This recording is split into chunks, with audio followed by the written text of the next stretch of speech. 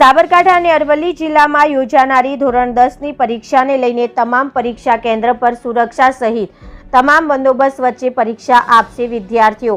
રાજ્યના ઉચ્ચતર માધ્યમિક અને માધ્યમિક શિક્ષણ બોર્ડ દ્વારા આજે ધોરણ 10ના વિદ્યાર્થીઓ પરીક્ષા આપવા માટે જવાના હોવાથી તમામ પરીક્ષા કેન્દ્ર પર ચુસ્ત પોલીસ બંદોબસ્ત ગોઠવી દેવામાં આવ્યો છે અને વિદ્યાર્થીઓને અગાઉથી પરીક્ષા બાબતે સલાહ સૂચન આપવામાં આવ્યા છે।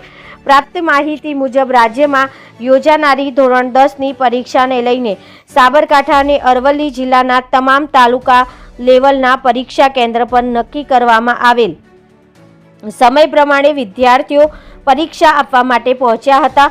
આ પરીક્ષામાં સારા ગુણ મેળવીને પ્રથમ, દ્વિતીય અને તૃતીય ક્રમે આવી એવી હાર્દિક શુભકામનાઓ આપવામાં આવી હતી, જેમાં સાબરકાંઠા જિલ્લાના ઈડર, હિંમતનગર, પ્રાંતિજ, વડાલી, ખેડબ્રહ્મા, વિજયનગર, પોશીના સહિત અરવલ્લી જિલ્લામાં ભિલોડા, બાયડ, મોડાસા સહિતના તાલુકામાં આવેલ પરીક્ષા કેન્દ્ર પર સલામતી અને સુરક્ષાને બંદોબસ્ત ગોઠવવામાં આવ્યો હતો।